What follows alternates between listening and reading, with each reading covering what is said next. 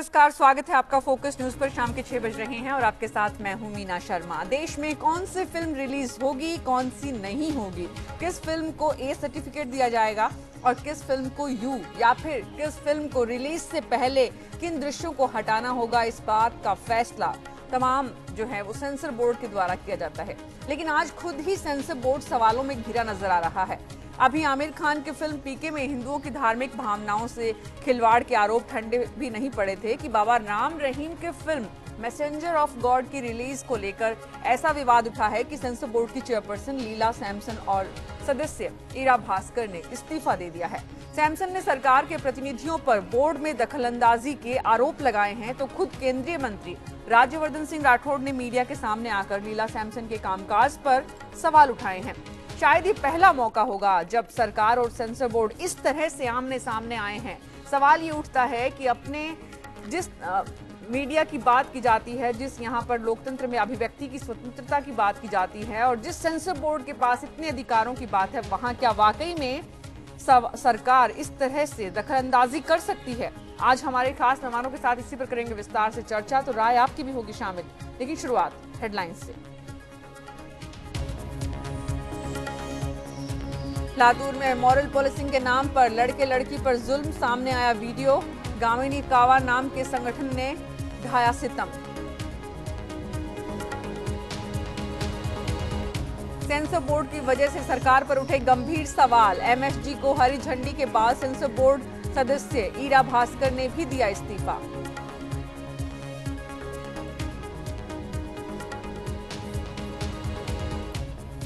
Messenger of God film का premiere टला, गुरमीत राम रहीम ने दी सफाई। अंधविश्वास नहीं, देशभक्ति का जज्बा फैलाया।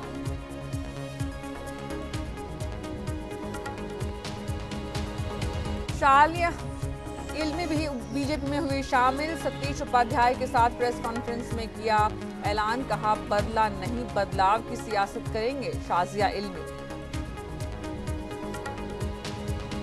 केजरीवाल समेत किसी के भी खिलाफ मैदान में उतरने के लिए तैयार है किरण बेदी। फोकस न्यूज से खास बातचीत में कहा, सिर माथे पर पार्टी का फैसला। कराची में फ्रांसीसी वाणिज्य दूतावास पर हिंसक प्रदर्शन। शार्ली एब्दो विरोधी प्रदर्शनकारियों ने एएफपी के फोटोग्राफर को मारी गोली। सुरक्षा बलों ने की हवाई फायरिंग।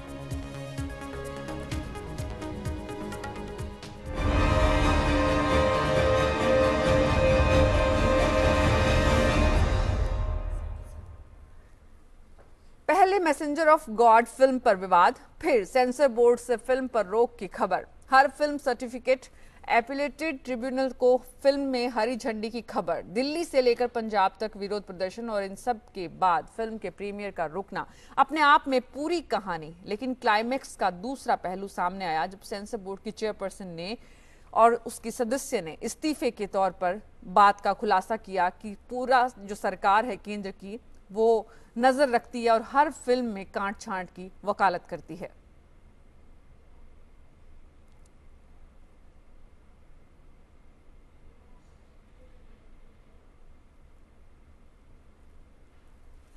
अब हम आपको दिखाते हैं बाबा राम रहीम की फिल्म मैसेंजर ऑफ गॉड से जुड़ी आज की 3 तस्वीरें।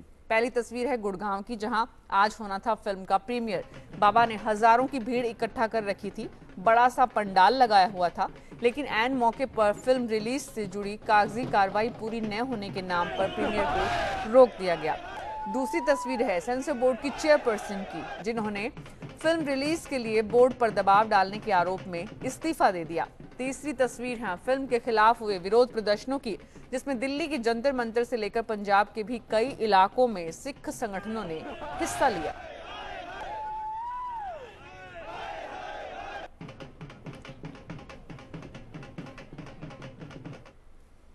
तो क्यों आखिर चेयरपर्सन ने इस्तीफा दिया? मेरे इस्तीफे का कारण वो जो खुद लिखती हैं, बताती हैं कि मेरे इस्तीफे का कारण है काम में गैर जरूरी हस्तक्षेप। मंत्रालय से नियुक्ति, अफसर और पैनल के सदस्य भ्रष्टाचार में शामिल हैं। पैनल की 9 महीने से बैठक नहीं हुई है। मंत्रालय ने दलील दी है कि बैठक के लिए पैसे नहीं हैं। चेयरपर्सन सदस्यों का कार्यकाल पूरा हो चुका है, ये भी कह रही हैं, लेकिन नई सरकार ने नए सिरे से बोर्ड का गठन नहीं किया है। सीईओ और भ्रष्ट पैनल सदस्यों के जरिए सूचना प्रसारण मंत्रालय बोर्ड के काम में दखल दे रहा है। लीला सैमसन ने ये पूर्व अध्यक्ष जो कि सेंसर बोर्ड की, क्योंकि अब वो इस्तीफा दे चुकी हैं, ये सारे आरोप लगाए हैं। सेंसर बोर्ड की रोक के बावजूद ट्रिब्यूनल से फिल्म के पास होने का केंद्रीय सूचना राज्य मंत्री राज्यवर्धन सिंह राठौड़ ने बचाव किया है। पिछली फिल्म का जब चर्चा हुई थी तब भी हमने सेंसर बोर्ड की इज्जत करी थी, उसी रिस्पेक्ट से हमने उनके निर्णय को स्वीकार करा था और उसी प्रक्रिया के अंदर फाइनल जो कॉल होती है वो एफकैट की होती है, एपेलेट ट्राइब्यूनल की। और जो अभी जो फिल्म जिसकी चर्चा चल रही है, अगर वो एफकैट द्वारा जो भी उस पर निर्णय लिया जाएगा तो वो सभी को स्वीकारित होना चाहिए। ये एक गवर्नमेंट की पॉलिसी गाइडलाइंस के हिसाब से है और इसमें किसी ने कोई इंटरफेरेंस या कोअर्शन नहीं करा। और अगर द चेयरपर्सन ऐसा समझती हैं तो सरकार के सामने वो पेश करें कोई चिट्ठी या कोई एसएमएस जहां पर उनको किसी पर दबाव डाला जा रहा है। राज्यवर्धन ने आरोप यह भी लगाया है कि लीला सैमसन ने पिछले 1 साल में सेंसर बोर्ड की केवल 1 बैठक की है। We would like to see that letter wherein she is requested for any board meeting in the last 1 year or an SMS for that matter. She is the chairperson of a board. She is free to call for a meeting anytime. She has that capacity. I am told by my officers that in the last 1 year, she has probably attended the office only once. लीला सैमसन के बाद sensor board से इस्तीफा देने वाली सदस्य ईरा भास्कर ने सरकार पर आरोप लगाया है कि वो बोर्ड में दखलंदाजी कर रही है। नहीं, कोई दबाव नहीं है और मेरा रेजिग्नेशन लेटर है वो रात को ही जाएगा, क्योंकि मैं इंटरनेशनल कॉन्फ्रेंस के बीच में हूँ। अभी मैं पैनल सेशन को मॉडरेट करके आ रही हूँ एंड मैं घर रात को ही जाऊँगी, तो रात को ही चिट्ठी भेज सकती हूँ। लेकिन ये डिसीजन हमने पहले ही ले लिया था कि हम ट्राई तो कर रहे हैं, लेकिन अगर हमारी आवाज़ कोई नहीं सुनता है और अगर बोर्ड का कोई फ़र्क नहीं पड़ता है तो जब तक चेयरपर्सन है हम लोग हैं, और जब नहीं रहेंगी तो फिर हम लोग नहीं रहेंगे। तो औपचारिक रूप से सिर्फ कागज भेजना बाकी है, लेकिन इस्तीफा देने का ऐलान कर चुकी हैं। कांग्रेस ने लीला सैमसन के इस्तीफे पर कहा है कि ये दुर्भाग्यपूर्ण है। बहुत गंभीर आरोप लगाए हैं और मैं समझता हूं कि ये सरकार का एक असफलता है। बड़ी आदर से मानी हुई व्यक्ति हैं वो, और उन्होंने अगर ये कहा है तो मंत्रालय के स्तर पे, लोगों के स्तर पे इस सरकार की बहुत बड़ी असफलता है और उसको पूरी तरह से जांच करके सही करना चाहिए। अत्यंत गंभीर मामला है। और बाबा राम रहीम की जिस फिल्म पर इतना विवाद मचा हुआ है वो क्या कह रहे हैं, ये भी सुनिए। बाबा, सेंसर बोर्ड के सूत्रों की तरफ से कहा गया कि इतना ज्यादा प्रेशर था उनके ऊपर फिल्म को हरी झंडी देने का कि दबाव में आकर लीला सैमसन जो उनके अध्यक्ष है उन्होंने इस्तीफा दिया है। बेटा, जिनकी हम नाम ही नहीं जानते, हमें क्या पता उसने क्यों दिया है। आप उनसे पूछिए ना जाके उन्होंने क्यों दिया है, उनको पता होगा। जिनका हमारे से कोई वास्ता ही नहीं, हम उनसे मिले ही नहीं, हमें क्या पता वो क्या कर रहे हैं। तो क्या हो रहा है हमारे देश में नई सरकार आने के बाद, जो नई नई बातें हुई थी उन सब के बीच में ये आरोप किस तरह के लग रहे हैं, जानने की कोशिश करते हैं। हमारे खास मेहमानों के साथ चर्चा को शुरू करते हैं। सत्यपाल जैन वरिष्ठ बीजेपी के नेता हैं, प्रियंका चतुर्वेदी कांग्रेस की प्रवक्ता है मुंबई से, अरुणा मुकिम जो कि पूर्व सदस्य हैं सेंसर बोर्ड की, रामिंदर सिंह जो कि प्रवक्ता है जीएमसी के जो फिल्म आई है इसके, और राकेश उपाध्याय पूर्व सदस्य हैं सेंसर बोर्ड के। आप सभी का बहुत बहुत स्वागत है। सबसे पहले सत्यपाल जैन साहब आपके पास ही आना चाहूंगी, क्योंकि जिस तरह से पूरी कहानी घूम कर आई है, क्या वाकई में लीला सैमसन जिन आरोपों की तरफ इशारा कर रही है, सरकार की इतनी दखलंदाजी बढ़ गई है?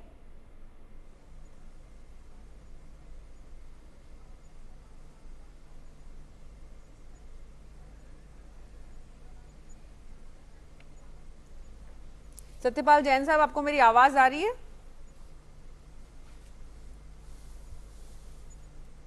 मेरे से? हाँ जी, हाँ, नहीं ठीक आ रही है। मैंने आप पहला नहीं सुना। देखिए, मैं आपको ये बात बिल्कुल स्पष्ट करना चाहता हूं कि हमारे केंद्रीय राज्य मंत्री ने टेलीविजन चैनल्स पर आकर सारी बात पूरी स्पष्ट की है। भारत सरकार ने किसी किस्म की मुदाखलत न की है, ना हम इस काम में करना चाहते हैं। किस फिल्म को अप्रूव करना है नहीं करना है ये अधिकार सेंसर बोर्ड का है। सेंसर बोर्ड के निर्णय के खिलाफ अपीलेट अथॉरिटी है। वो अपीलेट अथॉरिटी जो भी निर्णय करती है वो सबको मानना पड़ता है। कानून में इस विषय को लेकर पूरे सारे प्रावधान रखे हुए हैं। ये बिल्कुल सरासर गलत आरोप है। सरकार इसके बारे में स्पष्ट अपना स्पष्टीकरण दे चुकी है। हमारा मुदाखलत करने का ना हमने किया है, सरकार ना करना चाहती है। ये सारे आरोप असत्य हैं। बिल्कुल क्यों उन्होंने लगाए हैं, अब इसका कारण वही बता सकती हैं। जी, लेकिन वो तो बता चुकी है ना, उन्होंने जो आरोप लगाए हैं कि सरकार हर फिल्म में टांग अड़ाती है, इस वजह से वो इस्तीफा देने को मजबूर हैं।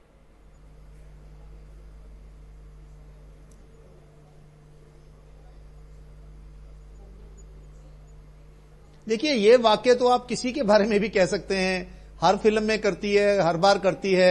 अब जो इंटरफेरेंस होती है, कोई व्यक्ति करता है, उसका कोई नाम होता है, किसी फिल्म का नाम होगा, किस सीन पे आपत्ति की है, कब की है, उन्होंने उस समय उसका जिक्र क्यों नहीं किया, उन्होंने इस संबंध में उस समय कोई बात क्यों नहीं की। एक वाक्य कहना कि सरकार हर मामले में मुदाखलत कर रही है, इट इज एज वेग एज एनीथिंग कैन बी। अगर कहीं हुआ था तो वो जैसा राज्यवर्धन राठौर ने भी कहा कि बताइए किसने फोन किया, चिट्ठी लिखी, किसी ने एसएमएस किया, किसी ने कुछ किया, कुछ कहिए तो सही ना। सिर्फ एक वाक्य कहने से कि इंटरफेरेंस होती है तो ये बात तो उचित नहीं है।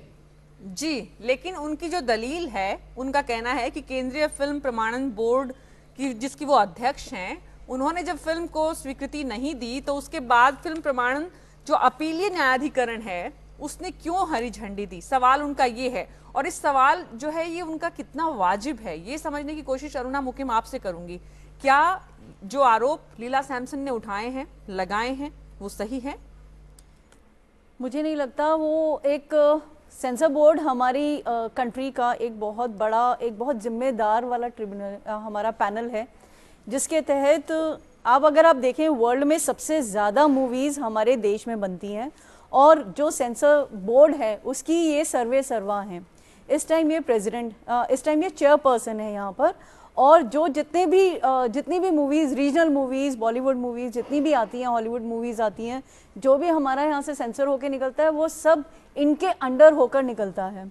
तो मुझे ऐसा नहीं लगता कि इनके ऊपर कोई दबाव डाल रहा है। ऐसा तो पहले भी होता रहा है और अभी भी होता रहा है कि जो भी हम सेंसर होती रही हैं फिल्में, वो एक सेंसर सर्टिफिकेट के जो रूल्स हैं उसके तहत, उसके मापदंडों के तहत होती रही हैं। तो अब इनका ये सवाल उठाना कि हर बार राजनीतिक प्रेशर है, तो ये पहले भी था, तो इन्होंने पहले क्यों नहीं बोला। और दूसरी बात, जब एक ये चीज़ अगर सेंसर बोर्ड ने ये MSG मूवी रोक दी है और उसके बाद एक स्वतंत्र देश का नागरिक स्वतंत्र है, वो एक ट्रिब्यूनल के पास जा सकता है। ट्रिब्यूनल अगर उसके ऊपर हरी झंडी दे देते हैं तो इनको इसमें आग बबूला होकर रिजाइन करने की क्या जरूरत है। बिल्कुल, बहुत सही एस्पेक्ट की तरफ आपने इशारा किया है। राकेश उपाध्याय, जो बात यहाँ पे अरुणा जी कर रही हैं, क्या संवैधानिक बॉडी जो है सेंसर बोर्ड, उसकी तरफ से अगर फिल्म को स्वीकृति नहीं मिलती है और अगर फिल्म प्रमाणन अपीलीय न्यायाधिकरण में मिल जाती है तो संवैधानिक रूप से उसमें कोई गलत बात नहीं है? आप सदस्य रहे हैं।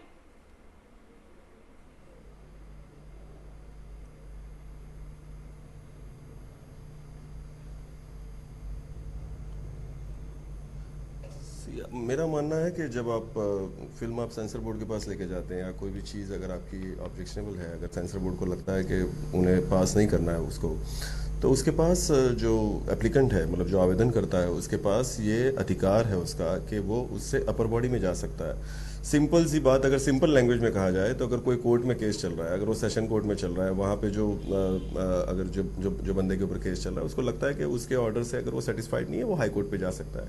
हाई कोर्ट में अगर उसको लग रहा है तो वो सुप्रीम कोर्ट में जा सकता है। तो I think it's a very wrong kind of, I think it's a very impulsive decision जो उनका है कि आपके अधिकार क्षेत्र में जो चीज़ आ रही है वहाँ पर अगर आप उस चीज़ को रोकते हैं, अगर वो रोकने के बाद अगर वो पर्टिकुलर चीज़ अपर बॉडी से क्लियर होती है, तो आप ये बच्चे के माफिक रूट के नहीं बैठ सकते कि बाबा हाँ मैंने मना किया था तो इसने कैसे क्लियर कर दिया। यू नो जुडिशियल, जैसे हमने लंदन ड्रीम्स फिल्म थी, मैं I am the chief creative head of that company, एक हनुमान चालीसा का वहाँ पे जो मेन प्रोटैगनिस्ट है, हीरो है, वो हनुमान चालीसा गाता है, तो उसको सेंसर बोर्ड ने रोका था, जबकि मैं मेंबर भी था तब। बट हमारी फिल्म थी, हमने मुझे पता था व्हाट इज द प्रोसीजर, हमने ट्रिब्यूनल में अपील की, हमने ट्रिब्यूनल में दिखाया उनको, and they cleared it. Because see क्या होता है, हर बंदे का अपना सोच होता है, अपना विजन होता है। तो सेंसर बोर्ड में कई किस्म के लोग होते हैं। एक कोर्ट का कारकुन भी होता है, एक म्युनिसिपल ऑफिस का एक कारकुन भी होता है, एक प्रोफेसर भी होता है, एक डॉक्टर भी होता है। वो लोगों को रखा भी इसलिए जाता है क्योंकि उनका अपना विजन है। और रही बात अगर ये सरकार की बात आ रही है, तो जहां तक मुझे ये बोलने की जरूरत नहीं, I am not into the politics, but ये जो अभी बॉडी जो काम कर रही है वो, और जो ये चेयरपर्सन भी जो है वो यूपीए गवर्नमेंट के अपॉइंट किए हुए, अब तक वो क्यों नहीं चिल्लाए फिर? जी, उनको तभी इस्तीफा दे देना चाहिए था। आज कई फिल्में बीच में ऐसी पास हुई है, आप पीके देख लो, ये देख लो, कई फिल्में, तो तब उन्होंने क्यों नहीं चिल्लाया? ये बात है कि वो बच्चों वाली जिद है कि बाबा मैंने जो रोक दिया वो कोई और कैसे क्लियर कर सकता है। It's a very wrong decision, it's a very wrong thing. जी, प्रियंका चतुर्वेदी कांग्रेस की प्रवक्ता है। प्रियंका, क्या आपकी सरकार के वक्त भी लीला सैमसन ने कुछ इसी तरह की बातें, इसी तरह के ऐतराज, इसी तरह की दिखाई थी कि भाई उनकी जो आजादी है उसका हनन हो रहा है आपकी सरकार के रहते हुए?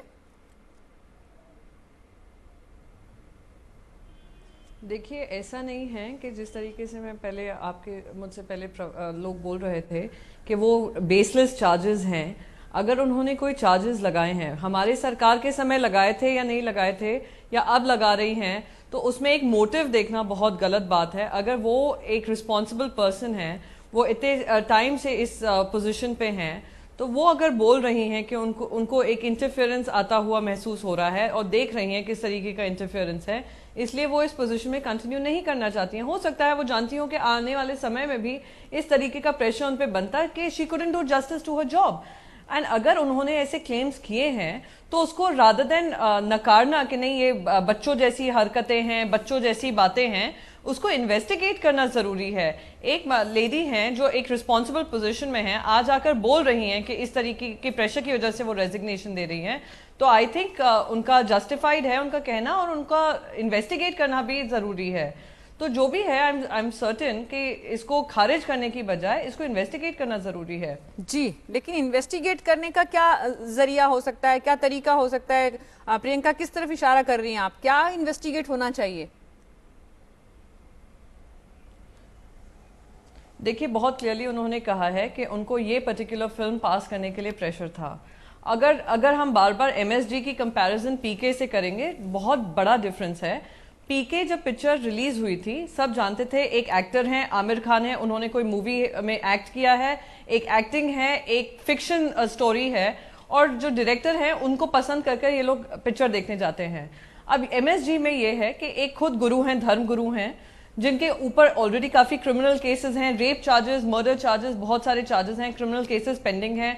हमने रिसेंटली देखा था हरियाणा में जब एक्शन लेने गए थे एक गुरु पे, तो किस तरीके से वो पूरी जो उनकी संस्था थी उन्होंने अटैक किया था पुलिस पे। तो इस तरीके का मैसेज अगर वो कुछ ऐसे अनसाइंटिफिक इरैशनल पिक्चर दिखा रहे हैं तो सवाल उठाना बनता है। और यहाँ पे एक कमेटी ने नहीं, उनकी जो 2 कमेटीज हैं, एक रिव्यू कमेटी है, एक स्क्रीनिंग कमेटी है, दोनों ने मूवी रिफ्यूज की थी, तब जाकर ये ट्रिब्यूनल में गई है। तो उनके कुछ सवाल हैं जो आई थिंक बहुत रेलेवेंट हैं, और उन्होंने जो आरोप लगाए हैं उनको भी चार्जेस, इंफॉर्मेशन ब्रॉडकास्टिंग को खारिज करने की बजाय उसको इन्वेस्टिगेट करना जरूरी होगा कि ऐसा क्यों किया गया है। कि कोई प्रेशर था, अगर प्रेशर था तो क्यों प्रेशर था, स्पेशली इस पिक्चर को लेकर। अगर हम पूरा देश, अब देखिए हम लोग जो अर्बन सेंटर्स में रहते हैं, हम एक पिक्चर को खारिज कर सकते हैं कि इलॉजिकल है, इरैशनल है, पर जो रूरल एरियाज में रहते हैं, आपको ये भी समझना जरूरी है, डेरा सच्चा सौदा रूरल हरियाणा में कितना बड़ा होता जा रहा है, पंजाब में किस तरीके से उसको लेकर टेंशन है। तो अगर लोग आकर इस पिक्चर को देखते हैं जहां वो देखते हैं कि कैंसर ट्रीट हो सकता है, अल्जाइमर्स को ट्रीट कर सकता है, प्रोस्टिट्यूशन को सॉल्व कर सकते हैं, तो वो अगर लोग फॉलो करने लग जाएं तो इरैशनैलिटी और बढ़ती है।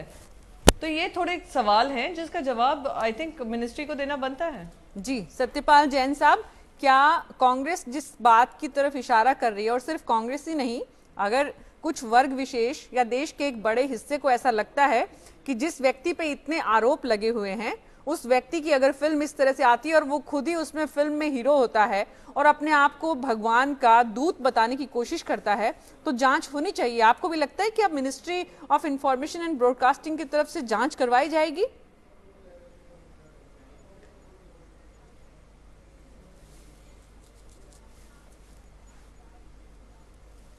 देखिए, जो कांग्रेस की प्रवक्ता ने इतने बहुत विस्तार में जाकर जांच होनी चाहिए, आरोप है, गंभीर है, मैं सबसे पहले तो आपको ये कहना चाहता हूं कि सेंसर बोर्ड की अध्यक्षा ने सिर्फ एक वाक्य ये कहने के अलावा कि उन पर दबाव था कोई उसका विवरण नहीं दिया है।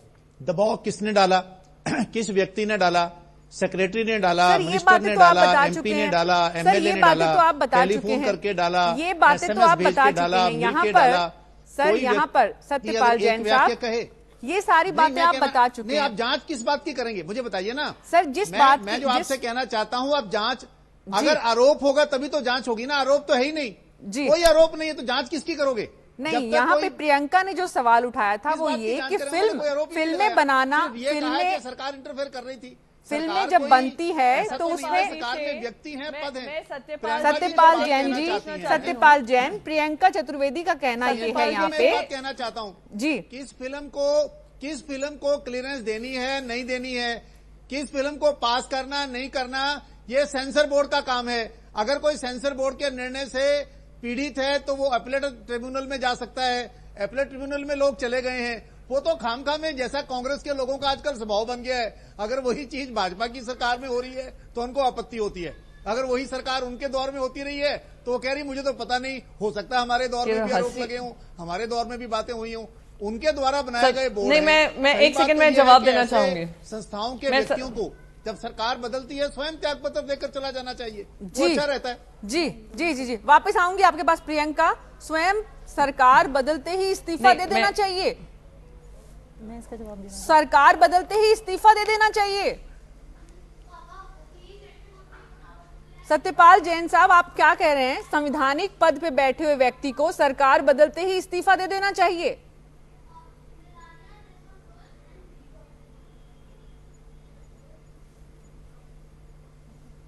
मैं कह रहा हूं कि अगर संविधान पर बैठे व्यक्ति को संविधान के अनुसार या तो काम करें जो संविधान से उनकी आपने कहा सरकार बदलते ही इस्तीफा दे देना चाहिए। नहीं बनाया है, अपीलेट ट्रिब्यूनल को अप्रूव करने की पावर संविधान ने दी है, तो आप संविधान के अनुसार अगर काम नहीं करना चाहते, अगर आप संविधान के अनुसार कार्य नहीं करना चाहते, आप व्यक्तिगत कारणों से छोड़ना चाहते हो, फिर तो अच्छा है कि सरकार बदलते चले जाएंगे। नहीं, व्यक्तिगत कारणों से कहां बात है। उन्होंने तो साफ कहा है कि भ्रष्टाचार है, उन्होंने साफ कहा है कि उन पे दबाव है। जी अरुणा, मैं कहना चाहती हूँ कि सरकार चाहे कोई भी हो, चाहे कांग्रेस हो चाहे बीजेपी हो, सरकार चाहे कोई भी हो, बीजेपी या कांग्रेस, वो इस पोस्ट पर हैं कि उन्हें सरकार से कोई लेना देना नहीं है। एक संविधान के तहत एक मूवी पास की जा रही है और अगर नहीं की गई है और ट्रिब्यूनल उसे रोक रहा है तो इसमें कोई विवाद का विषय नहीं होना चाहिए, पहली बात। और दूसरा जो मुख्य मुद्दा उन्होंने भ्रष्टाचार का उठाया, उन्होंने कहा कि हमारे सेंसर बोर्ड के जो अधिकारी हैं वो भ्रष्ट हैं। तो पहले दिन जिस दिन उन्होंने ज्वाइन किया था, उन्हें कई मेंबर्स ने बताया था कि हमारे ऑफिस में भ्रष्टाचार है। तो क्या तब उन्हें पता नहीं चला था? और अब तब नहीं पता चला था, उन्होंने उन मेंबर्स को इतने गहराई से नहीं लिया था, उन्होंने सीरियसली उनकी बात को नहीं समझा था। तो अब 4 साल, 3 साल, 3.5, पौने 4 साल उनका कार्यकाल रहा है, जिस दौरान उन्होंने उसे देखा भी होगा, महसूस भी किया होगा। तो क्या एक फैमिली का हेड जो हेड कर रही है, जिस फैमिली को, जिस पोस्ट को वो हेड कर रही हैं, क्या उनका खुद का कर्तव्य नहीं था कि इतने टाइम से जो भ्रष्टाचार चल रहा था वो उसे खुद भी रोकती? As a censor board member जिस दिन इन्होंने ज्वाइन किया था, मैंने भी इन्हें पर्सनली बताया था कि हमारे दिल्ली ऑफिस में भी हमारे जो ऑफिसर हैं वो भ्रष्टाचार करते हैं। तब अगर उन्हें समझ नहीं आया था, आज उन्हें खुद पर, अगर उनको खुद की ईगो हर्ट हो रही है तब वो इसमें रिजाइन कर रही हैं, तो मुझे लगता है कि ये बिल्कुल अनजस्टिफाइड वे है। जी, दिल्ली सिख गुरुद्वारा प्रबंधन कमेटी के जो प्रवक्ता हैं रमिंदर सिंह जी, वो भी हमारे साथ है। रमिंदर सिंह जी, यहाँ पे सत्यपाल जैन साहब ने कहा सरकार बदलते ही इस्तीफा दे देना चाहिए था। अगर वैसा करती लीला सैमसन तो आज ये स्थितियां ही नहीं बनती। जो भी चेयरपर्सन होती, वो ये जो फिल्म है मैसेंजर ऑफ गॉड बाबा राम रहीम की, उसे अपने आप ही आते ही हरी झंडी मिल जाती। अगर ऐसा है तो आप लोगों को इतना विरोध क्यों हो रहा है? आप क्यों इतना आवाज मुखर कर रहे हैं इसके खिलाफ, जब सरकार चाहती है फिल्म रिलीज हो जाए?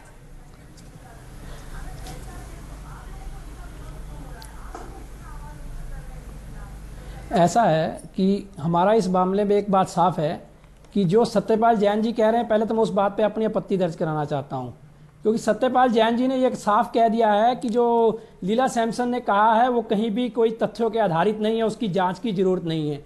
कभी भी सरकार को इस आधार पर कार्य करने की पब्लिक के आगे अनुमति नहीं मिल सकती कि वो अपने आप ही घर बैठ के फैसला ले कि क्या ठीक है क्या नहीं ठीक है। सरकार की ही आईबी ने अलर्ट जारी किया था कि हरियाणा और पंजाब में इससे हालात बिगड़ सकते हैं इस फिल्म के जारी होने से। आईबी अलर्ट का एक वास्ता दे करके सेंसर बोर्ड को सरकार की तरफ से चेतावनी दी गई थी। उसके बाद जब सेंसर बोर्ड ने रिव्यू कमेटी ने इस फिल्म को बैन कर दिया और इसको पास करने से सर्टिफिकेट देने से मना कर दिया, तो जब एक ही दिन के अंदर ट्रिब्यूनल के अंदर इस फिल्म को पास किया जाता है तो संदेह अपने आप पैदा होता है। इस संदेह को पैदा होने का कारण इन लोगों ने अपने आप पैदा किया है। एक ट्रिब्यूनल की कार्रवाई को खत्म होने के लिए कम से कम 15 दिन से 1 महीने का समय कम से कम लगता है, परंतु कल मात्र 1 दिन में जिस तरह से ट्रिब्यूनल ने इस फिल्म को मंजूरी दी है वो संदेह के घेरे में है। अब चाहे सरकार कुछ कहना चाहे या सत्यपाल जैन जी कुछ कहना चाहे, उनको भी पता है कि पंजाब और हरियाणा के हालात क्या हैं अंदरूनी और किस हालात के आधार पर आईबी ने इस मामले में अलर्ट दिया था। हमारा विरोध सीधा है और तार्किक है, इसमें कोई राजनीतिक मंशा नहीं है, सिर्फ एक धार्मिक भावना है हमारी कि एक ऐसा आदमी जिसके चाल चरित्र और चेहरे पर बहुत बड़े सवालिया निशान लगे हैं, जो अनेक मामलों में हत्या बलात्कार और अपने ही चेलों को नपुंसक बनाने के केसों में लगा हुआ है, उस आदमी के पास एक हाई कोर्ट में जाने का समय नहीं है, लेकिन वो फिल्म का प्रमोशन करने गुड़गांव भी आता है। वो सारे देश में घूम करके फिल्म का प्रचार करता है, प्रसार करता है। लेकिन जब हम कहते हैं कि ये मसला गलत है, एक किसी धर्म का शोषण करने वाला मैसेंजर ऑफ गॉड कैसे हो सकता है? किसी धर्म के खिलाफ बोलने वाला, आपत्ति दर्ज करने वाला भगवान का संदेशवाहक कैसे हो सकता है? वो संदेशवाहक है ही नहीं। उसका चाल चरित्र और चेहरा सब कुछ ही संदेह के घेरे में। और हम इस बात पर हमें बेहद अफसोस है कि सत्यपाल जैन ने जब ये बात कही, वो बात कहीं भी तार्किक नहीं है, कहीं भी तथ्यों के आधार पर नहीं है। बेशक ये कह सकते हैं कि वो जो इन्होंने एक और बात इसमें कही, जोड़ना चाहूंगा मैं आपको इस बात को भी, कि जो भी सरकार बदलती है तो सदस्य बदल जाने चाहिए। पहली बात तो यह है कि सेंसर बोर्ड एक संवैधानिक संस्था है, एक स्वायत्त संस्था है और स्वायत्त संस्था के सदस्यों का एक अपना अहम कार्यकाल होता है। अब इन्होंने एक राज्यपालों को हटाने की परिपाटी जो चलाई है, ये चाहते हैं कि उसको इस पे भी लागू कर दिया जाए सेंसर बोर्ड पर। कभी ये बताइए कि लीला सैमसन के ऊपर कोई भ्रष्टाचार के आरोप है, कोई उन पर गलत कार्य करने का आरोप है, तो हम उनकी बात को दो अलग अलग बातें की है रविंदर सिंह जी, आपने रविंदर सिंह जी दो अलग अलग बातें की है। एक तरफ आपकी बात उन्होंने इस बारे में, एक तरफ आपकी बात एकदम सही है कि संवैधानिक पद पे कोई बैठा है तो वो इसलिए इस्तीफा नहीं दे सकता कि सरकार बदल गई है, जो मंशा यहाँ पे सत्यपाल जैन ने दिखाई। लेकिन आपने दूसरा जो बताया कि आपराधिक मामले उन पे दर्ज हैं, तो उसके मुताबिक तो सलमान खान को भी फिल्म नहीं बनानी चाहिए। जिस तरह से आपके संजय दत्त अंदर हैं जेल के, उसके बाद भी बाहर आके फिल्में बना रहे हैं, उनको भी नहीं बनानी चाहिए। तो ये कोई नई बात नहीं है, सिर्फ इसलिए कि आपको बाबा राम रहीम का विरोध करना है इसलिए आप इस विरोध को दर्ज करा रहे हैं। सलमान खान की फिल्म देखने नहीं जाते हैं क्या आप? नहीं, हमें बाबा राम रहीम का विरोध करना है, हमारा ये कोई सोचना नहीं है। हमारा साफ कहना है कि बाबा राम रहीम ने सिखों के 10वें गुरु श्री गुरु गोविंद सिंह जी का पोशाक डाल करके जो एक पाखंड को उन्होंने बढ़ावा देने की कोशिश की, उनके जो बनाए गए अमृत के बराबर उन्होंने अपना एक आडंबर रचने की कोशिश की, हमें उसका विरोध है। एक आदमी जो एक धर्म का उपहास उड़ाता है वो कैसे मैसेंजर ऑफ गॉड हो सकता है? सबसे बड़ा सवाल है जी। वो तो मैसेंजर ऑफ घोस्ट है, गॉड का कहां से हो जाएगा? वो तो उन लोगों का मैसेंजर हो सकता है जो वो गलत काम करता है जी। हम उसे राहुल बाली मेरे सहयोगी मेरे साथ हैं। राहुल बाली गुड़गांव में जहां ये फिल्म रिलीज होने वाली थी वहां पर कुछ लोगों के साथ है। राहुल, इन लोगों से ये भी पूछिए कि बाबा का काम धर्म कर्म कराना है, लोगों को ईश्वर का ज्ञान देना है, अच्छे संस्कारों की बात करना है, उनके बीच में फिल्मों के चक्कर में वो कैसे फंस गए और लोग उनकी फिल्म देखने के लिए वाकई में कितने आतुर हैं? जिमीना जी, मैं पहले आपको बता दूं, आज फिल्म यहाँ पर रिलीज नहीं होनी थी, यहाँ पे फिल्म का प्रीमियर रखा गया था।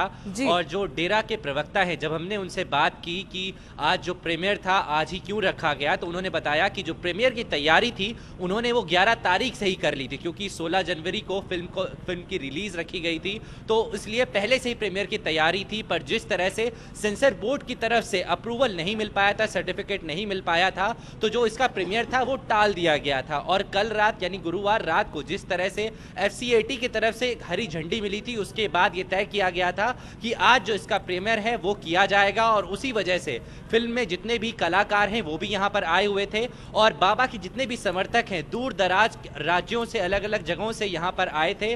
और आप ये अंदाजा लगा सकती हैं कि कल रात में अप्रूवल मिली और कितने कम टाइम में सारे समर्थकों को ये जानकारी दे दी गई कि आज प्रीमियर होगा। और दूर दराज से हजारों लोग यहां पर इकट्ठा हुए थे, पर पहले यह तय था कि आज प्रीमियर होगा, पर जब दोपहर हुई, जब बाबा राम रहीम यहाँ पर आए, तब उन्होंने ये जानकारी दी कि क्योंकि जो सर्टिफिकेशन है, जो अप्रूवल है, वो सिर्फ मौखिक है, वर्बल है, अभी तक कोई रिटन लेटर उन्हें नहीं मिल पाया है, इस वजह से ये प्रीमियर आज भी नहीं हो पाएगा। और जब हमने ये सवाल किया उनसे कि क्या अब ये प्रीमियर आगे बढ़ाया जाएगा और क्या अब ये मूवी रिलीज हो पाएगी, तो उन्होंने ये साफ कहा कि क्योंकि अभी तक रिटन लेटर बोर्ड की तरफ से नहीं मिला है, तो अभी ये कह पाना बहुत मुश्किल है कि ये फिल्म किस दिन रिलीज होगी। और अब क्या इतना जो भव्य प्रीमियर आज रखा गया था, हजारों लोगों को बुलाया गया था, क्या वो लोग भी अब दोबारा से इस तरह प्रीमियर में शामिल हो पाएंगे? मेरे साथ यहाँ पर कई सारे लोग हैं जो बाबा के समर्थक हैं, मैं उनसे बात करने की कोशिश करूंगा। ये बताइए, आप लोग कहाँ से आए हैं और जब आपको बताया गया था कि आज प्रीमियर है तो क्या हुआ? अब आपको कुछ बताया गया कि प्रीमियर कब होने वाला है? सर हमें तो लगता है कोरो फिरकी ले रहा है। मतलब रोंग नंबर लग गया, नंबर फिल्म देखने आया और फिल्म नहीं चली। तो आप बाबा के समर्थक हैं? जी सर, हमें तो बड़ा दुख महसूस हो रहा है। तो कहाँ से आए हैं? फतेहाबाद हरियाणा से सर। हरियाणा से। आप कहाँ से आए? फतेहाबाद से, हरियाणा से। अच्छा, तो आपको ये बताया गया था कि आज प्रीमियर है, कब जानकारी मिली थी आपको इसकी? मेरे को 3:36 पे मैसेज आया था। अच्छा, हाँ जी। तो मैसेज किसकी तरफ से आया था? मैसेज ब्लॉक की तरफ से आया था। ब्लॉक की तरफ यानी डेरा की तरफ से आया था मैसेज? हाँ जी। तो फिर आपको बताया गया कि यहाँ पे फिल्म दिखाई जाएगी और आप इसलिए यहाँ पे आए?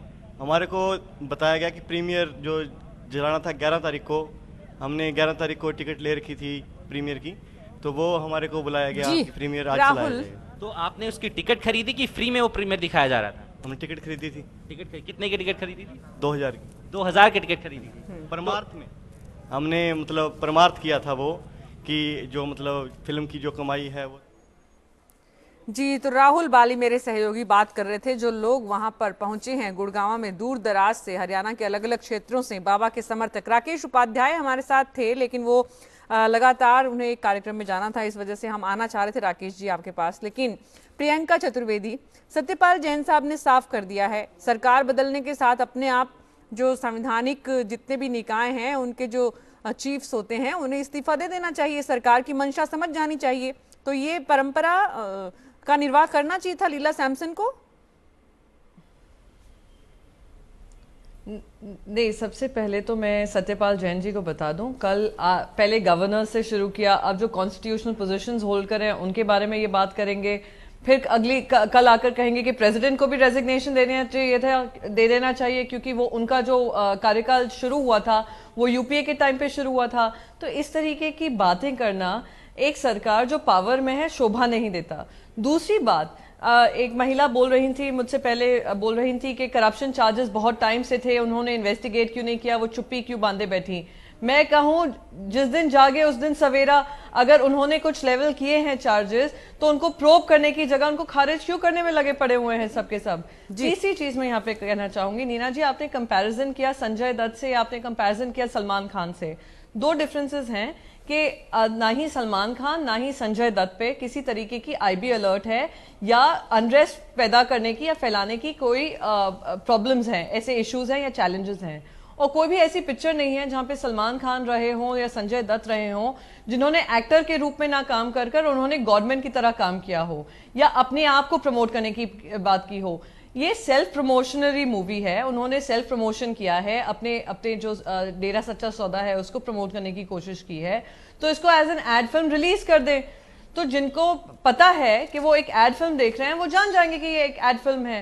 पर इस तरीके से पिक्चर पास करना, फ्रीडम ऑफ एक्सप्रेशन जैसी बात करना, एक देश जो सुपरस्टिशन से वैसे ही जूझ रहा है उसमें एक और पिक्चर ऐसी आ जाना किस तरीके से जायज है, मैं यही समझना चाह रही हूँ जो भी इस पिक्चर को जस्टिफाई करने की कोशिश कर रहे हैं। जी अरुणा मुकिम, मैं कहना चाहती हूँ कि जब जागे सब सवेरा नहीं होता, सूरज अपनी चाल से चलता है। अगर वो सुबह 5:30 बजे या 6 बजे अगर उग जाता है, सवेरा तो तभी होता है। आप 10 बजे जागें तो सवेरा तब नहीं होता।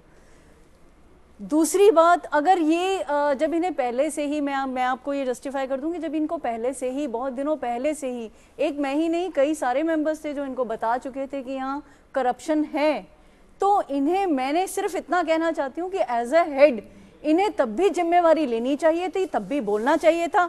अब जब इनका कार्यकाल खत्म हो चुका है, इन्हें पता है इन्हें जाना ही है, तो क्या एक शहीद की श्रेणी में आके जाना ही इनके लिए ज्यादा अच्छी बात थी, या ये इसको जस्टिफाई करना चाह रही थी? That is my point. जी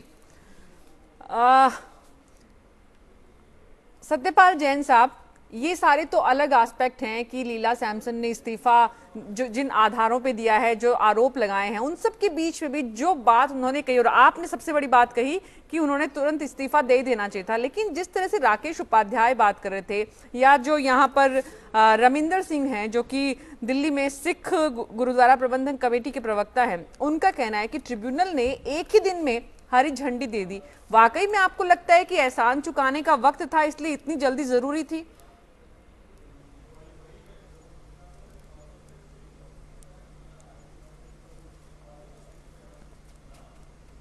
देखिए, मैं दो बातें आपको स्पष्ट करना चाहता हूं। आजकल हमारे कांग्रेस के प्रवक्ता कुछ भी बोलते हैं, बिना सोचे समझे बोलते हैं। सर, ये हमें सिखा रही हैं कि राज्यपालों को हटाने से हमने शुरुआत की थी। 2004 में जब यूपीए की सरकार आई थी, कांग्रेस पार्टी ने सारे राज्यपालों को धक्के मार मार कर राजभवनों से बाहर निकाला था।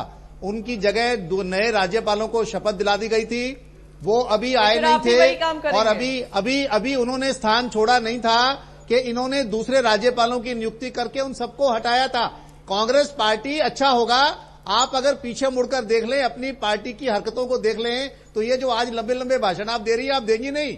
कांग्रेस पार्टी ने सभी वो लोग जो नाम रखते, और मुझे बड़ा दुख है, सत्यपाल जैन साहब, आपने राष्ट्रपति जी का नाम बीच में लाया है। माननीय राष्ट्रपति जी का नाम बीच में मत लाइए। राष्ट्रपति जी चुने हुए हैं, नामजद नहीं है। आप लोगों को गुमराह करने का प्रयास मत करिए। दूसरी बात, मैं बात स्पष्ट करना चाहता हूं, अभी पीके फिल्म के बारे में झगड़ा हुआ, तो अब तो कांग्रेस पार्टी ने कहा कि नहीं, फिल्म जब पास हो गई है तो उस पर आपत्तियां क्यों की जा रही है, उसको सांप्रदायिकता से जोड़ा गया। आज सेंसर बोर्ड ने पास नहीं किया, अपीलेट बोर्ड ने पास कर दिया है। आज कांग्रेस के लोग दूसरी भाषा बोल रहे हैं। मैं कांग्रेस की प्रवक्ता से बोलना चाह रहा हूं, जो भाषा आप बोल रही है जरा कहिए भूपिंदर सिंह हुड्डा से, कहिए आपके अशोक तंवर से, कहिए उनके बेटे से, वो जरा ये भाषा बोले, वो कहें इसके बारे में उनका स्टैंड क्या है। संत राम रहीम तो जिंदगी भर कांग्रेस का समर्थन करते रहे हैं, ये पहली बार हुआ कि उन्होंने आपका समर्थन नहीं किया, इसलिए हम पर मत आरोप लगाइए। जिंदगी भर आप उनके साथ रही हैं। बिल्कुल सही बात है जैन साहब। सेंसर बोर्ड, अपीलेट बोर्ड पास करती है नहीं करती है, जो सुधार साहब ने बातें कही है, जो डीएसजीपी के प्रतिनिधि हैं, मैं उनका आदर करता हूं। उनकी आपत्तियां हैं, उनकी आपत्तियां सेंसर बोर्ड अटेंड करे, अपीलेट बोर्ड अटेंड करे, वो कोर्ट में जाए। भारत सरकार ने ना कोई दबाव डाला है, ना कोई दबाव हम डालना चाहते हैं। फिल्म पास हुई है, नहीं पास हुई है, करना है नहीं करना, ये बोर्ड का ताल्लुक है, अपीलेट बोर्ड का ताल्लुक है। मैं जो हमारी फॉर्मर मेंबर बोल रही हैं अरुणा मुकीम जी, पूरी तरह उनसे सहमत हूं। ये महोदय जाने वाली थी, अंदर खाते लगता है कांग्रेस वालों से कहीं इसकी बात हो गई होगी, अब ये शहीद बनकर जाना चाहती हैं। अन्यथा कोई कारण नहीं है इन बातों को उठाने का। हाईकोर्ट डिस्ट्रिक्ट जज का फैसला सत्यपाल जैन साहब, सत्यपाल जैन साहब, आप अपनी बात पूरी करें, इस्तीफा देना शुरू करें। सत्यपाल जैन साहब, बदला गया फिर तो कोई जुडिशरी चल ही नहीं सकती। बिल्कुल ठीक है सत्यपाल जैन साहब, आपने कहा कि कांग्रेस ऐसा करती थी इसलिए आपने ऐसा किया। दूसरी बात, आप कह रहे हैं कि राज्यपालों के साथ उन्होंने किया, आपके सरकार बदलते ही इस्तीफा दे देना चाहिए। लेकिन उससे ज्यादा महत्वपूर्ण बात आपने जो कही कि इतने सालों तक कांग्रेस के साथ थे, पहली बार बाबा राम रहीम ने आपका साथ दिया। सत्यपाल जैन साहब अपॉइंट करके उनको शपथ दिला दी थी, और पुराने राज्यपाल वहां पर थे तो नए राज्यपाल घुसेड़ दिए थे। सत्यपाल जैन साहब, आप कह रहे हैं कि पहली बार बाबा राम रहीम ने आपका साथ दिया, इसलिए आप हम नहीं हटाना चाहते। हम ये कह रहे हैं कि अगर इन्होंने राजनीति करनी है तो अच्छा है कि स्वयं त्याग पत्र दे दें। जी, वो तो वो दे ही चुकी हैं, लेकिन मैं ये पूछ रही हूँ आपसे कि ये वैचारिक तानाशाही नहीं है क्या? जिस तरह से आप कह रहे हैं कि आपकी सरकार आई तो उनको इस्तीफा पहले दे देना चाहिए था, देर कर दिया उन्होंने तो उल्टे।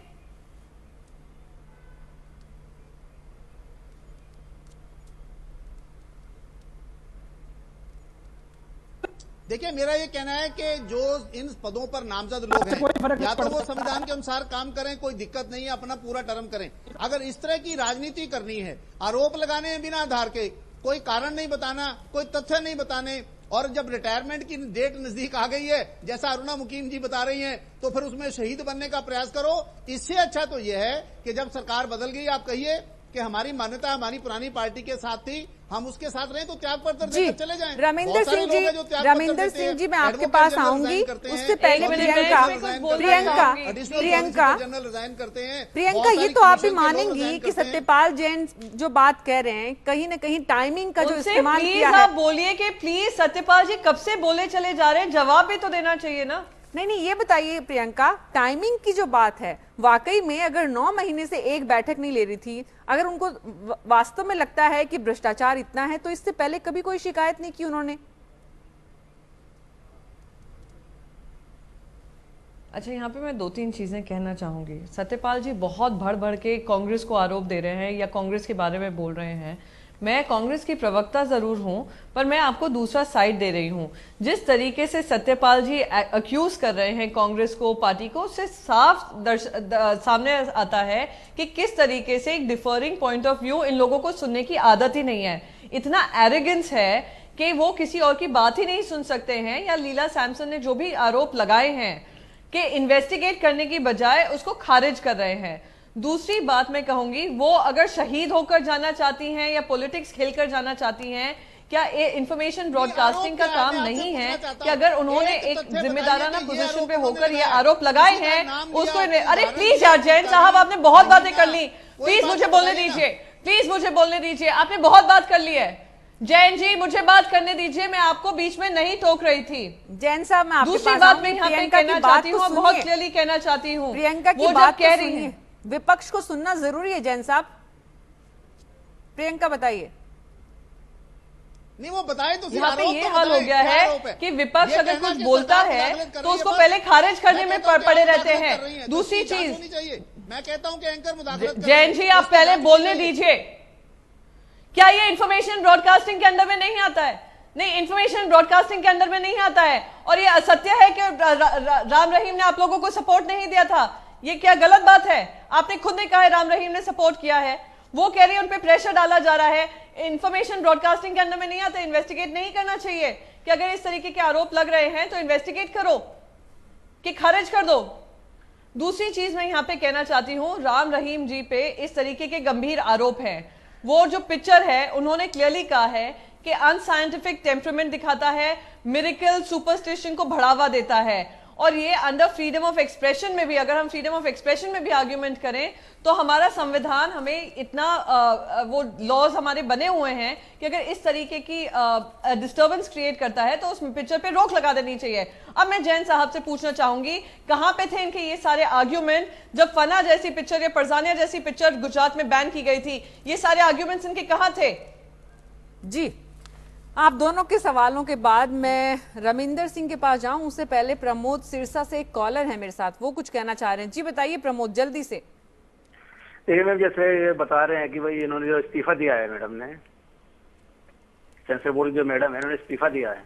जी हेलो, आप सुन रहे हैं मैम? जी सुन रहे हैं। अपने टीवी का वॉल्यूम कम करिए, बताइए। इन्होंने बताया था कि ये पहले मतलब जब घूस लेते थे या पैसा लेते थे तो इन्होंने अपना मतलब वो करने के लिए क्या हमारी पोल खुलेगी इसलिए इन्होंने अपना इस्तीफा दिया है। अभी इन्होंने पैसा खाया होगा, अब इनकी पोल खुलेगी तो इसलिए इन्होंने मैडम ने इस्तीफा दिया है अपना। जी, पोल खुलने की वजह से। जी, पोल खुलने की वजह से दिया है।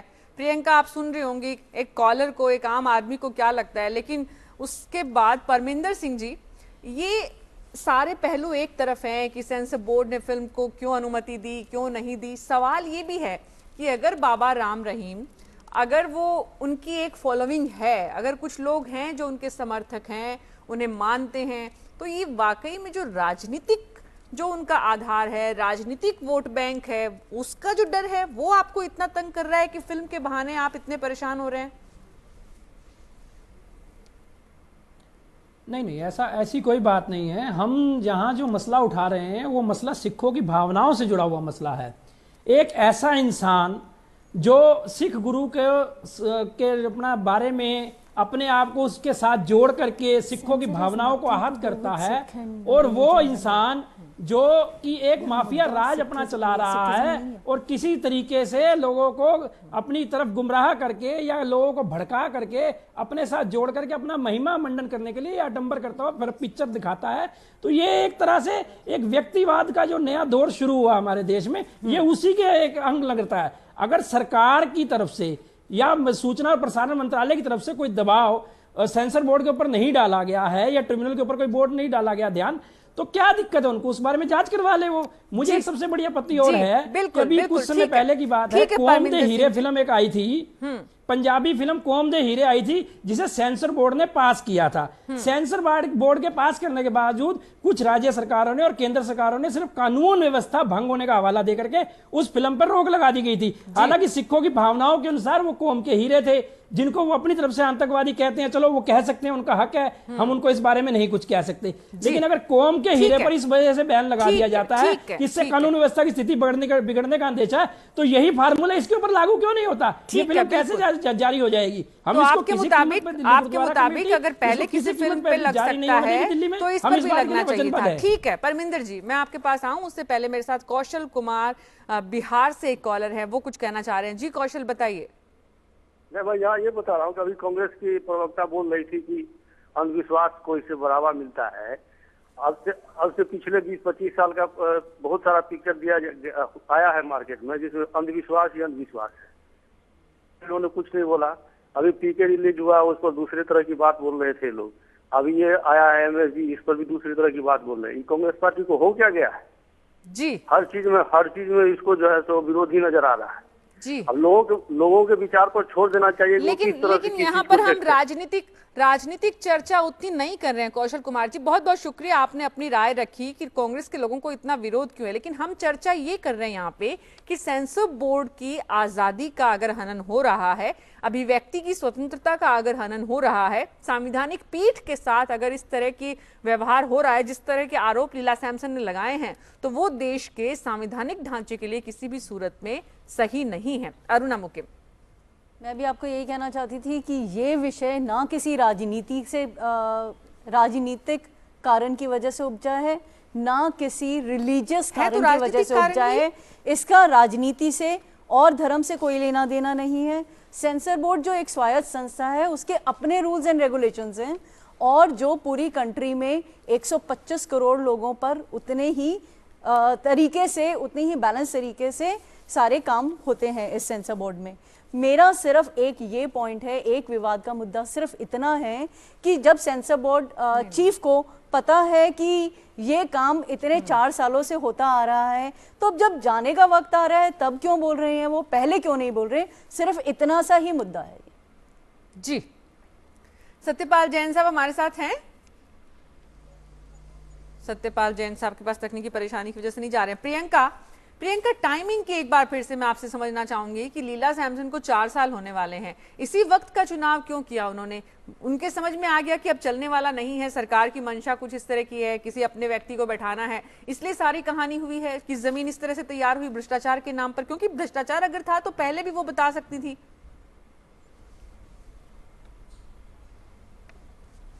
नहीं देखिए, अरुणा जी जो कह रही हैं भ्रष्टाचार को लेकर, मैं फिर भी अभी भी कहूंगी कि अगर 4 साल वो चुप बैठी रही, क्या उनके कारण थे, क्या नहीं थे? हो सकता है उन्होंने मुद्दे उठाए हों, क्योंकि ये डिस्कशन में नहीं आया है, पता नहीं चला है, तो मैं उस पर कमेंट नहीं करना चाहूंगी। पर अगर कोई करप्शन का मुद्दा सामने आया है जहां वो अक्यूज कर रही हैं, और मैं दूसरी चीज भी कहूंगी, ये जो एक्सटेंशन इनको मिला है वो इसी सरकार ने दिया है, एक्सटेंशन दिया है उनकी पोजीशन में कंटिन्यू करने को, और पूरी सेंसर बोर्ड की टीम को कंटिन्यू करने को इसी सरकार ने दिया है। दूसरी चीज मैं यहाँ पे कहूंगी कि अगर करप्शन चार्जेस आए हैं, 4 साल बाद आए, लेट आए, पहले आए, जो भी आए, अगर वो जाते में भी अगर करप्शन चार्जेस के बारे में बोल रही हैं, तो उनपे सवाल उठाने की बजाय मेरे ख्याल से उसको इन्वेस्टिगेट करना ज्यादा जरूरी है। मैं ये बिल्कुल पॉलिटिक्स से रिलेटेड नहीं है, पर अगर कुछ सेंसर बोर्ड में कुछ खामियां हैं और वो चीफ बताकर जा रही हैं, अगर उनका टर्म खत्म हो रहा है या जो भी हो रहा है, तो उसको इन्वेस्टिगेट करिए। अगर एमएसजी पे वो कह रहे हैं कि उन पे प्रेशर बना है, दबाव बना है, तो उसको इन्वेस्टिगेट करिए। उसको खारिज क्यों कर रहे हैं? मेरा बस यही थोड़ा सा छोटा सा सवाल है जी। सत्यपाल जैन साहब, आपकी सरकार है, अगर समाज के 4 अलग अलग तबकों की तरफ से ये शिकायत आती है और कहा जाता है सरकार की मंशा पे, सरकार की नीयत पे सवाल उठता है, तो क्या दिक्कत है जांच करवाने में? सूचना प्रसारण मंत्रालय जांच करा ले, जब मंत्री खुद ही कह रहे हैं कि नहीं ऐसा कुछ भी नहीं है।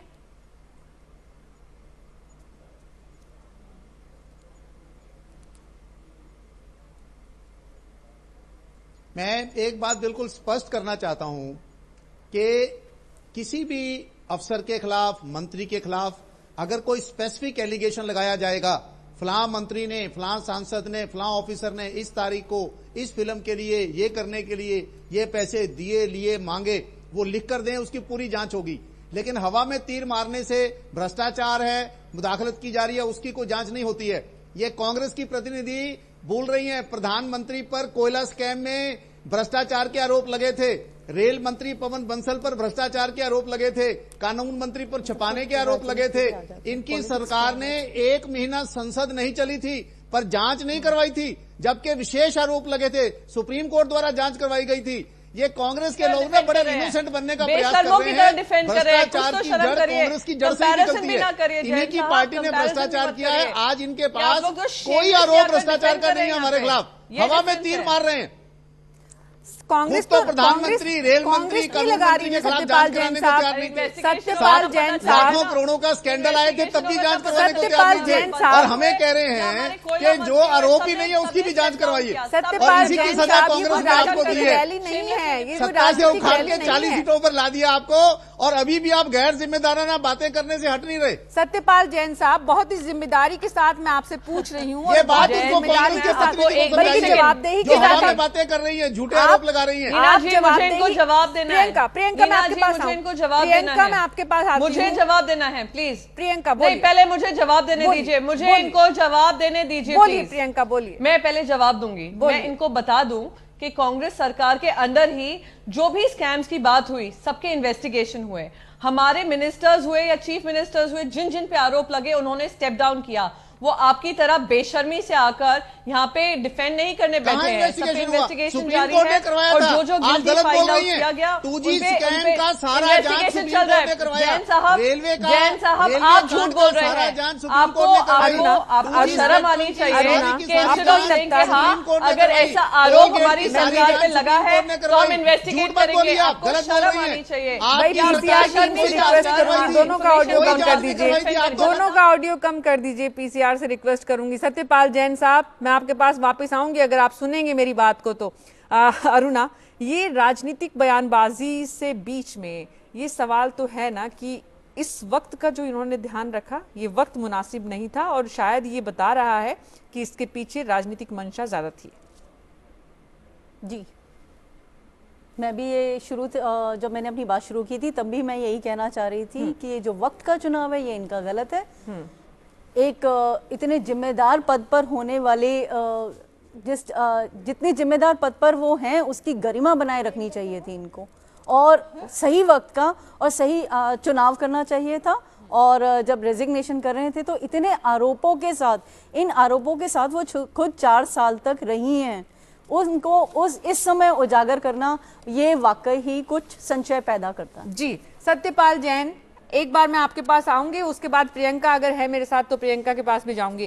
प्रियंका से पहले सत्यपाल जैन साहब, जवाबदेही आपसे ये समझना चाहते हैं कि अगर आप बोल रहे हैं कि आपके यहाँ सब कुछ ठीक हो रहा है, अगर आपको लगता है कि लीला सैमसन ने जो कुछ कहा है वो सही नहीं है, तो क्या आप एक स्वतंत्र जांच करवाकर तथ्यों की पड़ताल कराएंगे?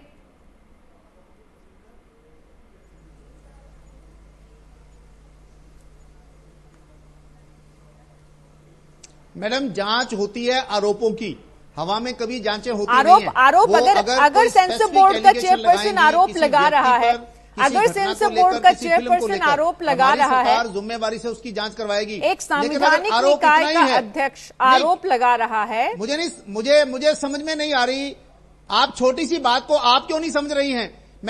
अगर मैं ये कहता हूं कि आपके फोकस में सारा स्कैंडल है तो इसकी क्या जांच करोगी आप? अगर मैं ये कहूं फलां आदमी ने फलां फिल्म में ये पैसे मांगे, ये दबाव डाला, तो उसकी जांच होगी। आप हवा में तीर कैसे मार लेंगी? नहीं, कोई व्यक्ति कहे दुनिया में सारे बेईमान है तो उसकी जांच हो जाएगी। कोई व्यक्ति कहे कि सरकार के अंदर मुदाखलत है, उसकी जांच हो जाएगी। आप नाम बताइए, घटना बताइए, तिथि बताइए, तब उसकी जांच करवाएंगे। हवा में तीर मारने से जांचें नहीं होती हैं। बिल्कुल जैन साहब, बहुत स्पेसिफिक उन्होंने कहा है कि सरकार हर फिल्म के लिए बीच में अड़चन पैदा करती है। इस बात में सच्चाई है?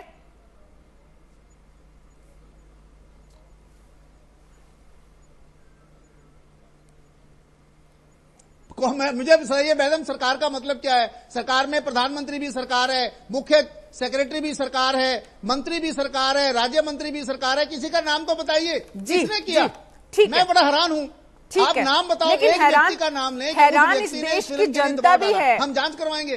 सत्यपाल जैन साहब, सत्यपाल जैन साहब पार्टी के बहुत वरिष्ठ नेता हैं आप।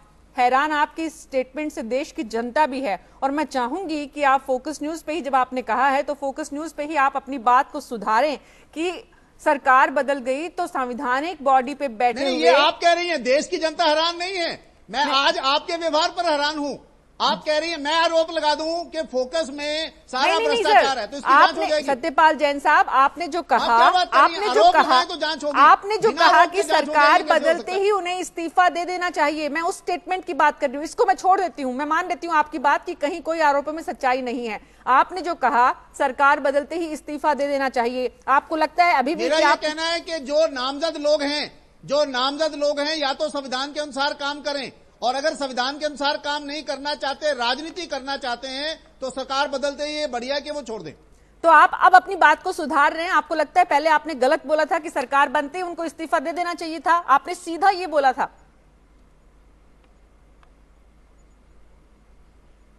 कोई गलत नहीं कहा, मैंने जो कहा ठीक कहा है।